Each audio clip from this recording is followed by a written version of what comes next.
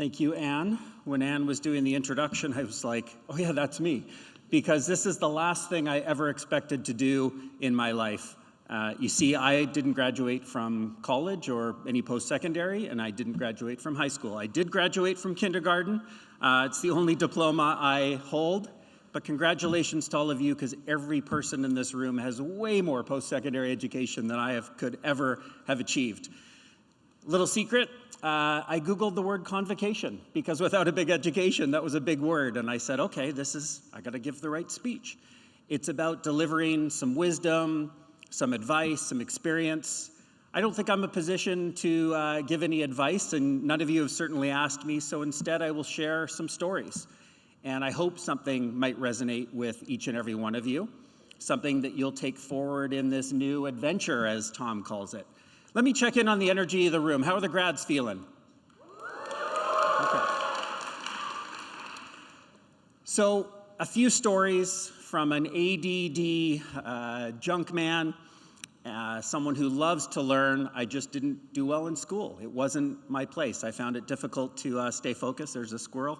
I am one of these learners who I'm curious. I get out there and I ask questions and I listen. And so I'm going to share a few stories with you, 3 of them to be exact, in about 7 minutes. Number 1 is a story about vision. My father is a liver transplant surgeon. He's done more schooling and completed more schooling than anybody I know. And he always, I think, had a vision for me of doing a lot of post-secondary. I struggled in school, and my 3rd year at UBC, I had started a business to pay for college. It was called the Rubbish Boys at the time. It was really just me. And I got out there and I was building this business, and I said, Dad, I've got some great news for you. Can you have a seat? I said, I'm dropping out of school to become a full-time junk man. I said, I'm learning more by running a business versus studying in school. And I said, you know, it's not working for me. I'm going to get out there and build a business. My dad was worried, and he should have been, because I didn't have a vision. I just had something that was working, and I was following that momentum, but I didn't really know where I was going.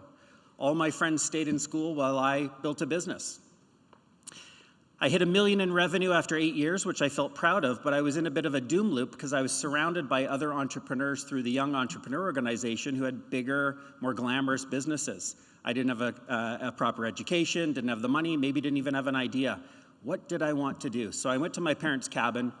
They had a little cottage, sat down on the water, and I pulled out a sheet of paper. 1 page, double-sided, and I started writing. What would the future look like? Take me out of a doom loop, create a vision, a painted picture of my future.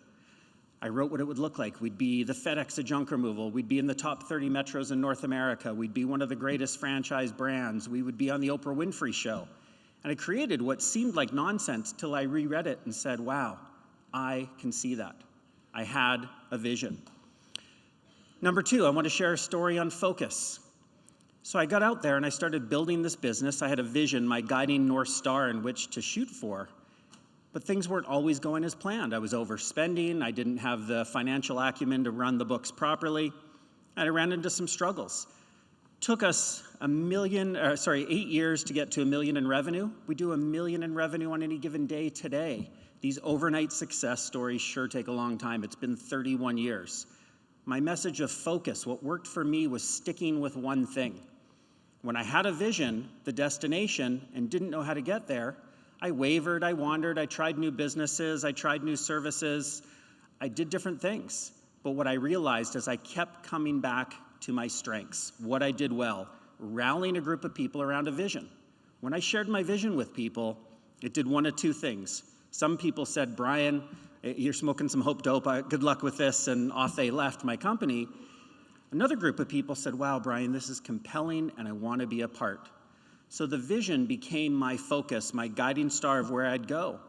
One day I had 12 paychecks payable to myself that I couldn't afford to cash. I was driving my dad's car, which I promised to buy from him for $1,000 when I had the money.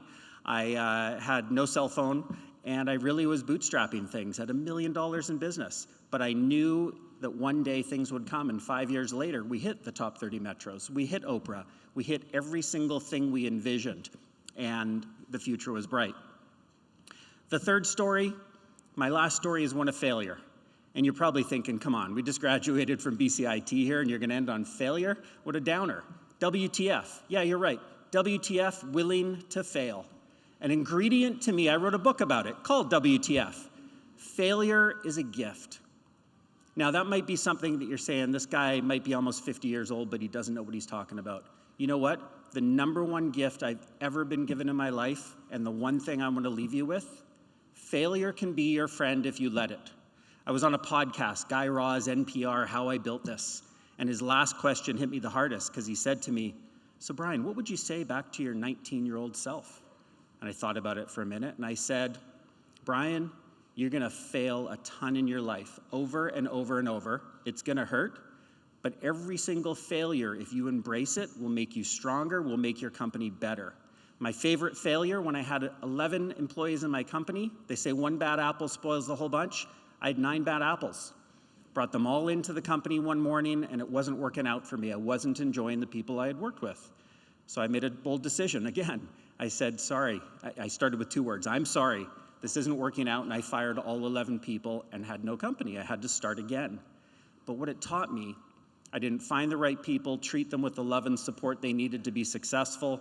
I didn't believe in them, they didn't believe in me, and I had to start again. It was all about finding the right people and treating them right.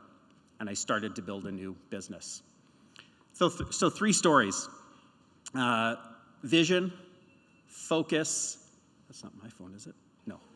Vision, focus, and failure. 3 things that have taught me something that I hope you can find a little nugget in a tiny story. So failure is a gift. That's the one thing out of those 3 that I want to leave with you.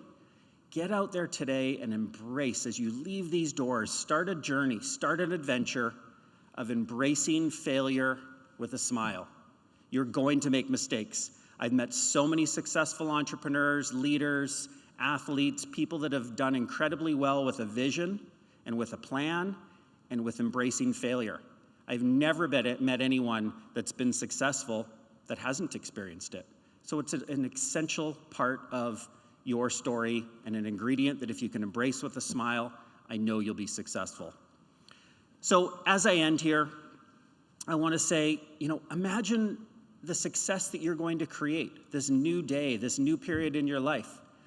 If you achieve success without failure, it's going to feel like a hollow victory.